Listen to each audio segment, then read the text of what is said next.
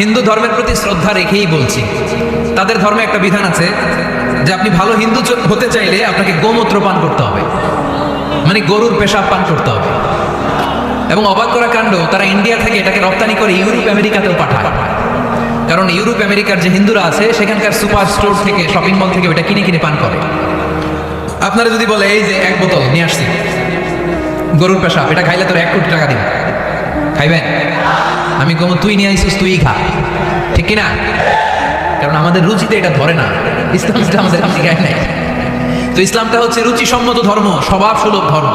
তারপর হিন্দু ধর্মে ছোট বাচ্চাদেরকে পবিত্র করতে হলে, মেধাবী করতে চাইলে গোবরের স্তূপ করে ওখানে ফেলে দিতে হয়।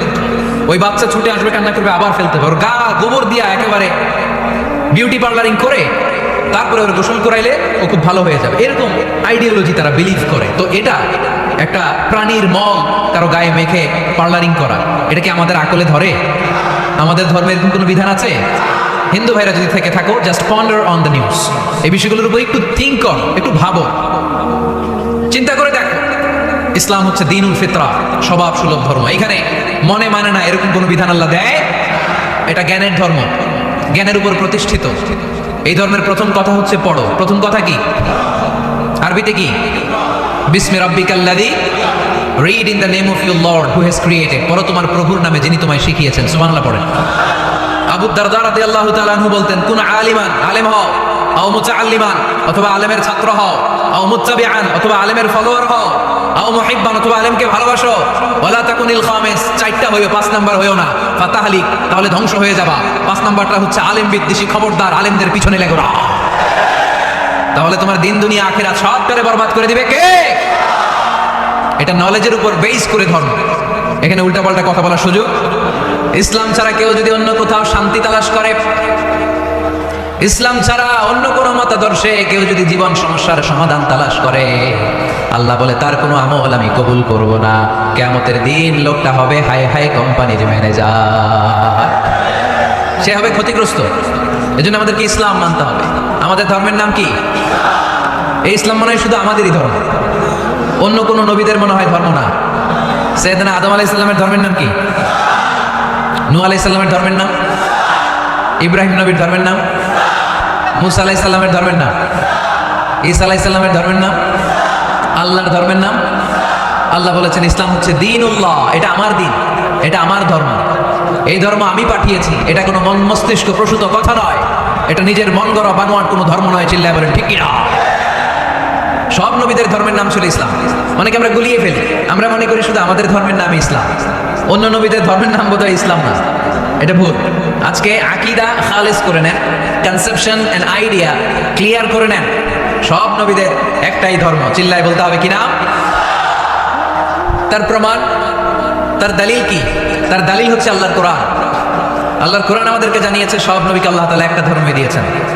আল্লাহ বলছেন, মা কানা ইব্রাহিম ইহুদিয়ান ওয়ালা নাসরানিয়ান ওয়ালাকিন কানা হানিফান মুসলিমা।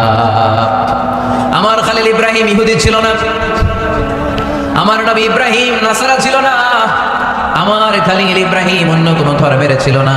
সাইয়েদনা ইব্রাহিম ছিলেন কানা হানিফান মুসলিমা, একনিষ্ঠ মুসলমান। সুবহানাল্লাহ। সাইয়েদনা ইব্রাহিম আলাইহিস সালাম ছিলেন একনিষ্ঠ মুসলমান। কানা হানিফান মুসলিমা, এই আয়াত প্রমাণ করে যে সাইয়েদনা ইব্রাহিম আলাইহিস সালামের ধর্মের নামও কি ছিল? আওয়াজ করে বলতে হবে কি ছিল? পেয়ে গেছি আমরা।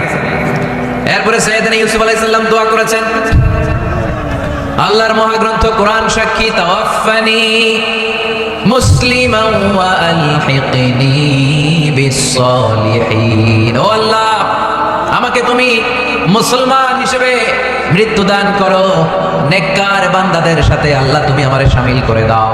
এই আয়াত থেকে প্রমাণিত হয় সাইয়েদনা ইউসুফ আলাইহিস সালাম মুসলমান ছিলেন। জোরে কোন ঠিক কিনা? সাইয়েদনা ইউসুফ নবী যদি মুসলমান না থাকতেন, উনি কি দোয়া করতেন তাওয়াফফানি মুসলিমান, আল্লাহ তুমি আমারে মুসলিম করে মারো? দোয়া করতেন? করতেন।